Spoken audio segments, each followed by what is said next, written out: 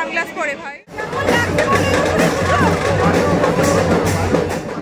আচ্ছা, দুর্গাপুজো, জগদ্ধাত্রী পুজো সবই তো প্রায় হয়েই গেল, তাহলে এটা আবার কি পুজো? এত লাইটিং, কার্নিভাল, এগুলো কেন হঠাৎ করে? কি তোমরা এমনটাই ভাবছো তো? আরে ভাই, এটা আমাদের কাটোয়া, আর আমাদের বিগ ফেস্টিভ্যাল তো এটাই, কাটোয়া কার্তিক লড়াই।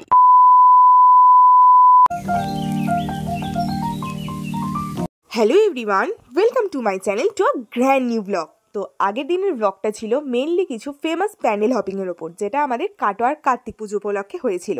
তো আজকের ব্লগটা একদম অন্যরকম হতে চলেছে। আজকে ছিল কার্তিক লড়াই। প্রথমত লড়াই বলতে যেটা ফার্স্টেই আমাদের মাথায় আসে সেটা হচ্ছে মারামারি অথবা হাতাহাতি। বাট এটা কিন্তু একদমই নয়। আমিও ছোটবেলা থেকে এই সেম কথাই ভাবতাম, কিন্তু আমার ধারণা একদম ভুল। আমি সেটা বড় হয়ে বুঝতে পেরেছি। এবার তোমাদের বলি লড়াই ব্যাপারটা আসলে কি।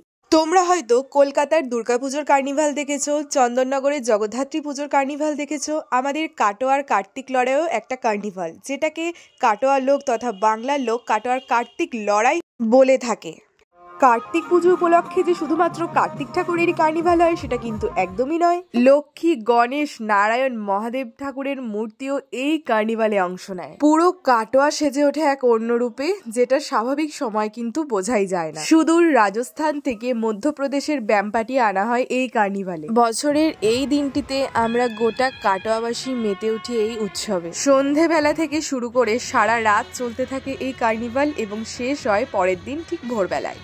বছরের এই একটা সময় কাটোয়াবাসী মেতে ওঠে এই উৎসবে। আমাদের কাটোয়াতে দুর্গাপুজোর থেকে কার্তিক পুজোই বেশি জাঁকজমকভাবে পালন করা হয়ে থাকে। আচ্ছা, অনেক তো কথা হলো, এবার চলো তোমরা নিজের চোখেই দেখে নাও যে আমাদের কার্নিভালে ঠিক কি কি হয়ে থাকে। যেহেতু অনেক ভিড় থাকে, তাই খুব সাবধানতা অবলম্বন করেই ভিডিওগুলো আমাদের শ্যুট করতে হয়। তাই যেটুকু সম্ভব হয়েছে তোমাদেরকে সবটাই শেয়ার করার চেষ্টা করেছি। প্লিজ তোমরা শেষ অবধি ভিডিওটা কন্টিনিউ দেখো। রোড শো এর পাশাপাশি আরো অনেক দেখার মতো জিনিসও কিন্তু থাকে। তোমরা তাই একবার হলেও কাটোয়াতে এসো এবং কার্তিক লড়াইটা অ্যাটেন্ড করো। কার্নিভালে বেরিয়েছি আর কিছু কিনবো না সেটা তো একদমই হতে পারে না, তাই টুকটাক কিছু কেনাকাটাও করে নিয়েছিলাম। তো তোমরাই গেস করো আমি কি কি নিয়েছি।